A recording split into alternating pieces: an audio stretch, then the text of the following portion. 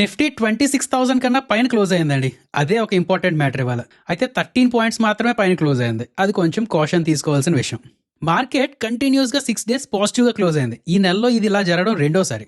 ఇందాక మనం చెప్పుకున్నట్టు నిఫ్టీ 26 తాలూకా సైకలాజికల్ లెవెల్ ని రీక్లెయిమ్ చేసింది. అయితే అసలు momentum Nifty bank and mid cap index లో వచ్చింది. ఈ రెండు ఏంటి, నిఫ్టీ బ్యాంక్ అలాగే మిడ్ క్యాప్ ఇండెక్స్, ఈ రెండు కూడా ఆల్ టైమ్ హైస్ దగ్గరలో ట్రేడ్ అవుతున్నాయండి.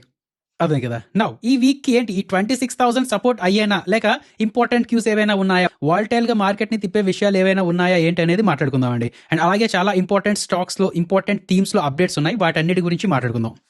వీడియో మంచి ఇంట్రెస్టింగ్ గా ఇన్ఫర్మేటివ్ గా ఉండబోతుంది. లాస్ట్ వరకు చూడండి. వెల్కమ్ టు రూపాయి తెలుగు. మీరు ఇంకా మన ఛానల్ ని సబ్స్క్రైబ్ చేయనట్లుంటే ప్లీజ్ సబ్స్క్రైబ్ చేసుకొని నోటిఫికేషన్స్ ఆన్ లో పెట్టుకోండి. ఆ లైక్ అని, షేర్ అని, కామెంట్ అనేది చేస్తూ ఉండండి. అండ్ అలాగే మనకంటూ ఒక టెలిగ్రామ్ ఛానల్ ఉన్నదండి, రూపాయి తెలుగు అఫీషియల్ అని. ఇందులో జాయిన్ అయ్యి నోటిఫికేషన్స్ ఆన్లో పెట్టుకుంటే లైవ్ మార్కెట్ ఇన్ఫర్మేషన్ అని, ఐపీఓ తాలూకా అప్డేటెడ్ ఇన్ఫర్మేషన్ అని, ఇలాంటివన్నీ ఇవ్వడం జరుగుతూ ఉంటుంది. అయితే మీరు డైరెక్ట్గా టెలిగ్రామ్లోకి వెళ్ళి రూపాయి తెలుగు అని సెర్చ్ చేయకుండా మన ప్రతి వీడియో కింద డిస్క్రిప్షన్ బాక్స్లో మా టెలిగ్రామ్ తాలూకా జాయిన్ లింక్ ఉన్నదండి. ఇది మాత్రమే క్లిక్ చేసి జాయిన్ అవ్వండి. లేదంటే ఫేక్ ఛానల్స్ చాలా ఉంటూ ఉన్నాయి.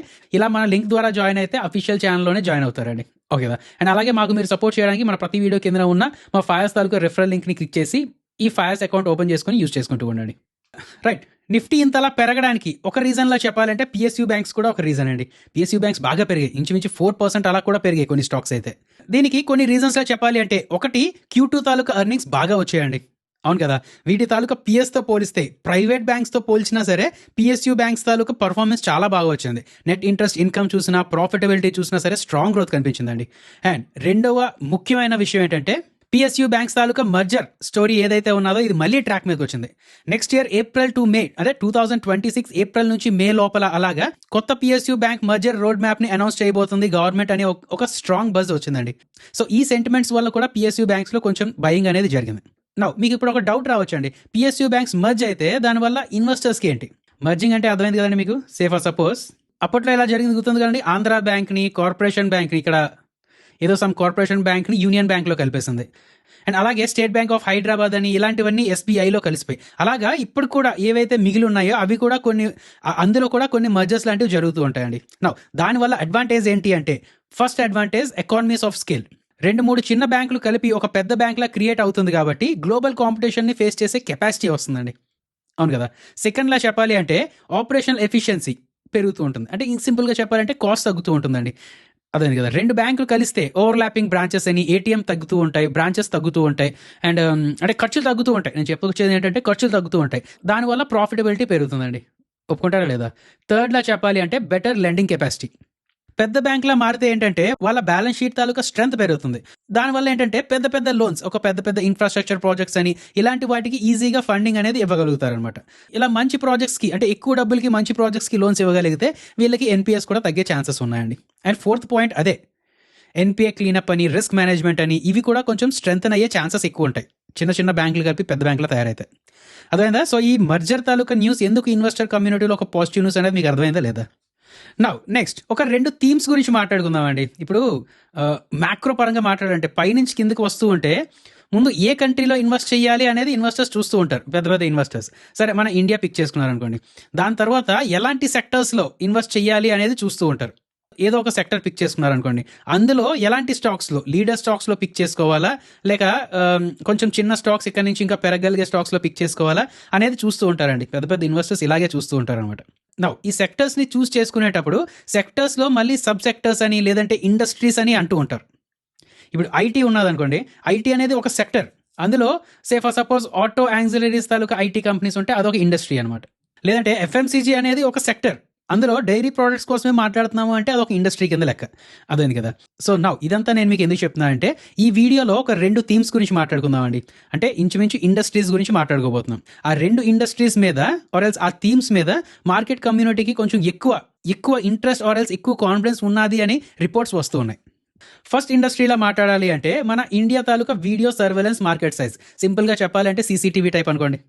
సెక్యూరిటీ తాలూకా భూమి ఎలా ఉందో మీకు తెలిసిందే కదా. ఒక పక్క స్మార్ట్ సిటీస్ అనేది తయారవుతున్నాయి. గవర్నమెంట్ స్మార్ట్ సిటీస్ కోసం బాగా డబ్బులు ఖర్చు పెడుతుందండి. అండ్ ఆ స్మార్ట్ సిటీస్లో కంపల్సరీగా సీసీటీవీస్ అనేది పెడుతూ ఉన్నారు. ఓకే కదా.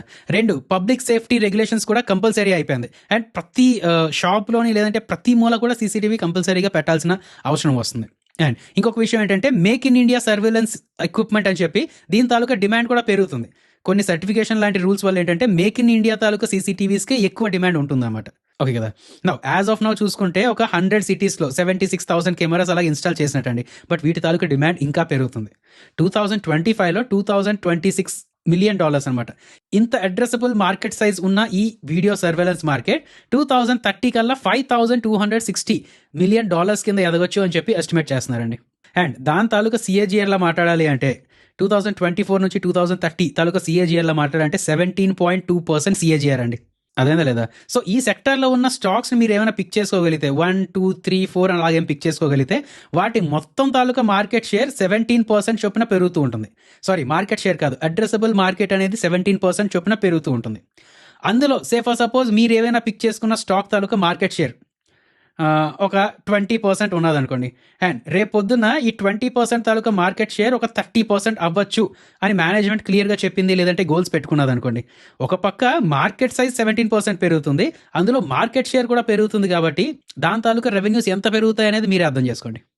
సరే, ఈ మధ్య ఏంటంటే నేను ఒక 2 వీడియోస్ పెట్టడం జరిగిందండి. దాని కింద కామెంట్స్లో ఏంటంటే సార్ మీరు ఇంకొంచెం సింపుల్గా ఎక్స్ప్లెయిన్ చేస్తే బాగుంటుంది అని అంటున్నారు అనమాట. సో అందుకనే ఇప్పుడు చెప్పిన పాయింట్నే ఇప్పటి వరకు మీకు ఏం చెప్పాను అనేది అర్థమైందో ఒకసారి మైండ్లో పెట్టుకోండి. అండ్ నేను ఇప్పుడు ఇంకొంచెం డీప్గా ఎక్స్ప్లెయిన్ చేస్తాను. ఇలా డీప్గా ఎక్స్ప్లెయిన్ చేయడం వల్ల అర్థమవుతుందా లేక నార్మల్గా చెప్పడం వల్ల అర్థమవుతుందా ఏంటనేది కింద కామెంట్స్లో పెట్టండి. ఫర్ సపోజ్ ఒక 1,000 crores తాలూకా అడ్రసబుల్ మార్కెట్ అండి. అంటే మొత్తం తాలూకా మార్కెట్ ఇండియాలో మొత్తం అమ్ముడు పోయే సామాన్లు 1,000 crores అనుకుందాం, ఏదో ఒక పర్టికులర్ ఇండస్ట్రీ. ఇప్పుడు ఏదైతే సీసీటీవీలు అనుకుందాం అండి. సీసీటీవీస్ సంవత్సరం మొత్తం మీద 1,000 కోట్లు అమ్ముడుపోతాయి. నా ఇందులో ఫర్ సపోజ్ సిపి ప్లస్ దండి, అంటే మనం ఆదిత్య ఇన్ఫోటెక్ అని చెప్పి మాట్లాడుకున్నాం కదా, రీసెంట్గా ఐపీఓ కూడా లిస్ట్ అయింది. ఈ సిపి ప్లస్ తాలూకా మార్కెట్ షేర్ ఒక 20% అనుకోండి. అంటే ఇప్పుడు రెవెన్యూస్ ఎంత అవుతున్నాయి? 1,000 crores 20% అంటే 200 crores. అదేనా? పర్ యానం తాలూకా రెవెన్యూస్ 200 crores అండి. నా ఇది ఒక 20% పెరుగుతుంది అంటున్నారు మార్కెట్ సైజ్, అంటే 1,200 crores అండి. నెక్స్ట్ ఇయర్కి 1,200 crores. ఇప్పుడు ఈ 20% కాస్త 30% అయింది అనుకోండి. మార్కెట్ షేర్ 20%ది 30% పెంచుకుంది అనుకోండి. 1,200లో 13% అంటే ఎంత అవుతుంది? 360 crores. అదేనా? టోటల్ అడ్రసబుల్ మార్కెట్ 20% పెరుగుతుంది. అందులో ఈ సిపి ప్లస్ తాలూకా మార్కెట్ షేర్ జస్ట్ 10% మాత్రమే పెరుగుతుంది. 200 crores అవ్వాల్సిన రెవెన్యూ 360 crores అయిందండి. అంటే ఎంత పెరిగినట్టు? ఇంచుమించు 80% పెరిగినట్ట. అదేందా? ఇక్కడ సింపుల్గా 20%, ఇక్కడ సింపుల్గా 10%, బట్ ఇక్కడ చూస్తే 80% పెరిగిందండి. మనం కొన్ని మల్టీ బ్యాగర్స్లో చూసాం, ప్రాఫిట్ అయినా రెవెన్యూస్ అయినా 80% సిఏజిఆర్తో లేదంటే 90% సిఏజిఆర్తో గ్రో అవుతూ ఉంటాయి. ఇలాగే అండి. సో అర్థమైందా లేదా అండి? అంటే నేను మీకు చెప్పదలుచుకుంది ఏంటంటే 17% సిఏజిఆర్ అంటే తక్కువ కాదు. ప్రాపర్గా మీరు అందులో ఏవైనా మంచి స్టాక్ని ఐడెంటిఫై చేయగలిగి అండ్ ఆ స్టాక్కి నిజంగా దాని తాలూకా మార్కెట్ షేర్ ఏమైనా పెంచుకోగలిగేటట్టు ఏమైనా అనిపిస్తుంటే మాత్రం అదొక మంచి మల్టీబ్యాగర్ అయ్యే ఛాన్సెస్ ఉంటాయండి. సో ఈ సీసీటీవీ దాంట్లో చెప్పాలి అంటే ఒకటి హిక్విజన్, ప్రామా ఇండియా అని చెప్పి అది లిస్ట్ అవ్వలేదు అనుకుంటాను. బట్ సిపి ప్లస్ ఈ ఆదిత్య ఇన్ఫోటెక్ ఉన్నది కదా ఇది, అండ్ అలాగే హనీవెల్ అని చెప్పి, బోస్క్ అని చెప్పి వీటికి కొంచెం మార్కెట్ షేర్ దీనికి ఉన్నది. అలాగే లిస్టెడ్ ప్లేయర్స్లా అంటే జస్ట్ సీసీటీవీ కాకుండా మొత్తం అంతా ఇంటిగ్రేటెడ్ సొల్యూషన్స్ లా చూసుకుంటే హనీవెల్ అని, బీఈఎల్ అని ఇలాంటివి కూడా ఉంటూ ఉన్నాయండి. సో ఈ థీమ్ కొంచెం చూడండి, ఫోకస్ చేయండి మీరు. సో ఇప్పుడు చెప్పండి ఎంతవరకు మీకు అర్థమైంది ఏంటి అనేది కింద కామెంట్స్లో పెట్టండి. నెక్స్ట్ అలాగే రెండో థీమ్ డేటా సెంటర్ అండి. మన వైజాగ్లో చూసినా గూగుల్ వాడు 1 GW అంటున్నాడు. రిలయన్స్ వాళ్ళు కూడా మేము ఒక 1 GW తీసుకొచ్చేస్తాం ఆంధ్రప్రదేశ్లో అంటున్నారు. సో ఏదో ఈ డేటా సెంటర్ తాలూకా భూమి పెరిగేటట్టే ఉన్నది. వైజాగ్లో చూసినా సరే గూగుల్ వాళ్ళదే కాకుండా ఇంకా చాలా చిన్న పుట్టుకొచ్చేటట్టే కనబడుతున్నాయండి. నేను వింటూ ఉన్నాను కదా, వస్తున్నాయి అనమాట. అండ్ దాని తాలూకా సిఏజిఆర్ 11.2%తో గ్రో అవ్వచ్చు అని అంటున్నారు. సో ఇది నార్మల్ జీడిపి కన్నా కొంచెం ఎక్కువ. బట్ ఇక్కడ చూపించింది ఇలా కాకుండా ఒక 16% వరకు గ్రో అవ్వచ్చు అని చెప్పి కొంత అనలిస్టుల తాలూకా కామెంటరీ బట్టి నేను చూసానండి. సో ఇందులో కూడా చూడండి, అదాని ఎంటర్ప్రైజెస్ అని, రిలయన్స్ ఇండస్ట్రీస్ అని, ఎల్ఎన్టీ అని, టాటా కమ్యూనికేషన్స్ అని ఇలాంటివి చాలా ఉన్నాయి. అండ్ ఈ డేటా సెంటర్ థీమ్ కోసం మనం సపరేట్గా ఒక వీడియో చేసుకున్నాం. ఎక్కడ ఉంటుంది అది? చూడండి, డేటా సెంటర్ తాలూకా థీమ్ దీనికోసం సపరేట్గా వీడియో చేసుకున్నామండి. సో ఎవరికైనా ఇంట్రెస్ట్ ఉంటే, డేటా సెంటర్స్ మీద ఇంట్రెస్ట్ ఉంటే ఒకసారి ఆ వీడియో చూడండి. రైట్, ఇంకా ఈ వీక్ తాలూకా మార్కెట్ విషయానికి వస్తే ముందుగా చెప్పాలంటే థర్స్డే ఎర్లీ మార్నింగ్ ఎఫ్ఓఎంసీ తాలూకా మినిట్స్ ఉంటుందండి. ఏంటి డిసెంబర్లో రేట్ కట్ చేయొచ్చా లేదా అనే విషయాలు చాలా వరకు మార్కెట్లో తిరుగుతూ ఉన్నది. డివైడెడ్గా ఉన్నారు, అనలిస్టులు అయితే డివైడెడ్గా ఉన్నారండి. ఒకరు ఏంటంటే ఇంట్రెస్ట్ రేట్ కట్ చేయొచ్చు అంటున్నారు, ఇంకొకరు ఏంటంటే ఇంట్రెస్ట్ రేట్ కట్ చేయరు అంటున్నారు. అదే కదా. సో ఇంత వాలటిలిటీ ఉన్నప్పుడు అండ్ ఆ ఇష్యూ మీద ఇంత సిగ్నిఫికెన్స్ ఉన్నప్పుడు ఏంటంటే కంపల్సరీగా మార్కెట్ దీనికి రియాక్ట్ అవుతుంది. మార్క్ మై వర్డ్స్, వెడ్నెస్డే దీనికోసం ఎఫ్ఓఎంసీ మినిట్స్ కోసం స్పెక్యులేషన్ నడుస్తూ ఉంటుంది. అండ్ థర్స్డే దీని మీద రియాక్షన్ కూడా ఉంటుందండి.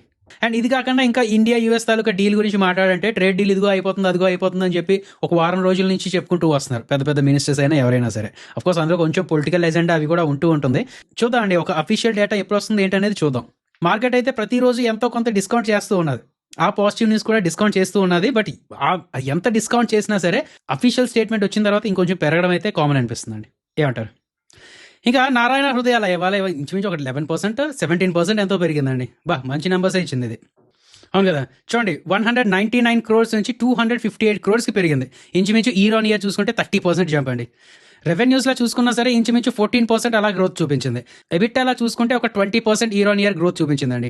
మిగతా ఏ చూసుకున్నా సరే బాగానే వచ్చాయి అనమాట. గ్రోత్ డ్రైవర్స్లో చెప్పాలంటే అదే 30% పెరిగిందని చెప్పుకున్నాం కదా, అందులో ఇండియా బిజినెస్ నుంచి స్టడీగా 11% ఇయర్ ఆన్ ఇయర్ గ్రోత్ చూపించింది. ఇన్ పేషెంట్ చూసుకున్నా అవుట్ పేషెంట్ చూసుకున్నా వాల్యూమ్స్ బాగా పెరిగాయండి. అండ్ అలాగే కేమెన్ ఐలాండ్స్ అని చెప్పి అక్కడ ఒక 2 ఫెసిలిటీస్ ఉన్నాయి, ఒక 165 బెడ్స్ ఉన్నాయి కదా, అదొక స్టార్ పర్ఫార్మర్గా నిలిచిందండి. అక్కడ నుంచి బిజినెస్ తాలూకా రెవెన్యూలో 40% ఇయర్ ఆన్ ఇయర్ గ్రోత్ చూపించింది. ఇది ఒక మ్యాసివ్ గ్రోత్ అనమాట. సో మేనేజ్మెంట్ ఏం చెప్తుంది అంటే మన ఇండియా పరంగా అండ్ కేమెల్ ఐలాండ్ పరంగా అక్కడ ఆ 2 సెగ్మెంట్స్లో హైయెస్ట్ ఎవర్ క్వార్టర్లీ రెవెన్యూ వచ్చింది అని చెప్పి అంటున్నారు. అండ్ అలాగే మేనేజ్మెంట్ తాలూకు అవుట్లుక్ కూడా బాగున్నది అనమాట. ఫ్యూచర్ ఏంటంటే మెయిన్గా డిజిటల్ అడాప్షన్ ఎక్కువ చేస్తాము, కాస్ట్ ఆప్టిమైజేషన్ చేసుకుంటాం, అంటే ఖర్చులు తగ్గిస్తాం అంటున్నారు. ఫుట్ ప్రింట్ కూడా అంటే కొత్త హాస్పిటల్స్ అని ఇప్పుడు గుర్గావ్లో ఎక్కడో ప్లాన్ చేస్తున్నారు, కొత్త హాస్పిటల్స్ అని కొత్త బెడ్స్ అని ఇలా ఎక్స్పాండ్ చేస్తూ వెళ్తామని చెప్పి అంటున్నారు. అంటే ఇప్పుడు ఈ పర్ఫార్మెన్స్ ఏదైతే ఉన్నదో ఈ క్వార్టర్ చూపించిన పర్ఫార్మెన్స్ ఏదైతే ఉన్నదో ఇది కంటిన్యూ చేస్తాం అన్నట్టు మాట్లాడారండి. నచ్చింది, మార్కెట్ కమ్యూనిటీకి అది నచ్చింది అనమాట.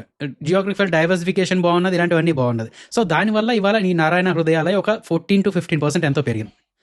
నెక్స్ట్ టాటా మోటార్స్ గురించి మాట్లాడుకోవాలండి. అఫ్కోర్స్ ఎక్స్పెక్ట్ చేసినట్లే వచ్చింది రిజల్ట్స్, ఎందుకంటే ఆ జేఎల్ఆర్ బిజినెస్ అనేది ఎప్పటి నుంచో అయిపోయి ఉన్నది కదా. అచ్చా, టాటా మోటార్స్ అంటే టాటా మోటార్స్ ప్యాసింజర్ వెహికల్స్ గురించి మాట్లాడుతున్నాం మనం. ఇందులోనే జేఎల్ఆర్ బిజినెస్ అనేది ఉన్నది కదా. ఇప్పుడు ఏంటంటే ఒక ముగ్గురు అనలిస్టులు జెఫ్రీస్ వాళ్ళు బై రేటింగ్ ఇస్తున్నారండి, గోల్డ్మ్యాన్ సాక్స్ వాళ్ళు న్యూట్రల్ రేటింగ్ ఇస్తున్నారు, సిఎల్ఎస్ఏ వాళ్ళు అవుట్ పర్ఫార్మ్ రేటింగ్ ఇస్తున్నారు. అదే కదా. సో ఇన్ని డిఫరెన్సెస్ ఎందుకు ఉన్నాయి? ఒకరేమో 300 అంటున్నారు, ఒకరేమో 360 అంటున్నారు, ఒకరేమో 450 అంటున్నారు. ఒక్కొక్కరు వేరే వేరేగా టార్గెట్ ప్రైస్ ఎందుకు ఇస్తున్నారు, ఒక్కొక్కరు వేరే వేరే సెంటిమెంట్స్ ఎందుకు పెట్టుకున్నారు ఏంటనేది మాట్లాడుకుందాం. First of course Tata Motors PV మంచి రిజల్ట్స్ ఇవ్వబోదు అని అందరికీ తెలిసిందండి. ఎందుకంటే single point agenda JLR taluka cyber attack. And అంటే ఈ జేఎల్ఆర్ మ్యానుఫ్యాక్చరింగ్ ఫెసిలిటీస్ మీద సెప్టెంబర్లోనే అటాక్ జరిగింది కదా. సో Q2లో జేఎల్ఆర్ ఎబిటా నెగిటివ్ వచ్చింది, $78 million పౌండ్స్ వచ్చిందండి. గోల్డ్మ్యాన్ సాక్స్ వాళ్ళు ఏంటంటే $327 million ఎక్స్పెక్ట్ చేశారండి. బట్ ఎక్స్పెక్టేషన్ నుంచి చాలా చాలా చాలా దూరంగా వచ్చింది కదా. సిఎల్ఎస్ఏ వాళ్ళు ఏం చెప్తున్నారంటే జేఎల్ఆర్ ఎబిట్ మార్జిన్ నెగిటివ్ 8.6%లో ఉంది, బట్ వాళ్ళు -2% మాత్రమే ఎక్స్పెక్ట్ చేసాం అంటున్నారు. అదేందా వాళ్ళ ఎక్స్పెక్టేషన్స్ కన్నా చాలా తక్కువలో వచ్చిందండి. And future taluka outlook pain ఇంకా ఎక్కువ ఉంది. ఈ సైబర్ ఇంపాక్ట్ Q2తో ఆగకుండా Q2లో కూడా ఉంటుంది అని అంటున్నారు. గోల్డ్మ్యాన్ సాక్స్ వాళ్ళ రిపోర్ట్ ప్రకారం ఏంటంటే Q2లో 20,000 యూనిట్స్ ప్రొడక్షన్ లాస్ వచ్చింది, బట్ మేనేజ్మెంట్ తాలూకా ఎక్స్పెక్టేషన్ ప్రకారం Q3లో 30,000 యూనిట్స్ తాలూకా ప్రొడక్షన్ లాస్ రావచ్చు అని అంటున్నారు. జెఫ్రీస్ వాళ్ళు ఏం చెప్తున్నారు, సరే Q3లో కంటిన్యూ అవుతుంది మేము ఒప్పుకుంటాం, బట్ Q4లో నార్మలైజ్ అయిపోవచ్చు అని చెప్పి వాళ్ళు అంటున్నారు అనమాట. సిఎల్ఎస్ఏ వాళ్ళు ఏమంటున్నారు, జెఫ్రీస్ వల్ల FY26 ఎబిట్ మార్జిన్ గైడెన్స్ 5 to 7% నుంచి ఒక 2% వరకు కట్ చేసేసింది. ఫ్రీ క్యాష్ ఫ్లోస్ని న్యూట్రల్ నుంచి నెగిటివ్కి షిఫ్ట్ చేసేసింది అనమాట. సో ఇది ఒక పెద్ద గైడెన్స్ కట్. అండ్ సిఎల్ఎస్ఏ వాళ్ళు టార్గెట్ ప్రైస్ 450 ఇస్తున్నారు, గోల్డ్మ్యాన్ సాక్స్ వాళ్ళు 365 ఇస్తున్నారు, అండ్ జెఫ్రీస్ వాళ్ళు అయితే లోయెస్ట్ ₹300 టార్గెట్ ఇస్తున్నారండి. సో బాగా వాల్టైల్గా ఉన్నది. బట్ అదే మీరు ఉంచుకోగలరు అంటే ఒక 2 quarters నేను చూడగలను అంటే మాత్రం నన్ను అడిగితే కొంచెం అనాలిసిస్ చేసుకొని హోల్డ్ చేసుకోవడం మంచిది. లేదు అంటే మీరు కొంచెం చూడండి, బాగా వాల్టైల్గా అయితే ఉండబోతుందండి. ఒక క్లియర్ పాత్ అయితే లేదు. చూసుకోండి, జాగ్రత్తగా అబ్జర్వ్ చేసుకోండి, జాగ్రత్తగా అనాలిసిస్ చేసుకోండి. చెప్పిన కదా, ఏది డైరెక్ట్ ఫైనాన్షియల్ అడ్వైస్ కాదు. మీ అనాలిసిస్ కోసం మేము ఇస్తున్న కంటెంట్ ఇన్ఫర్మేషన్ ఎడ్యుకేషన్ కంటెంట్లో మాత్రమే చూస్తూ ఉండండి. జై హింద్.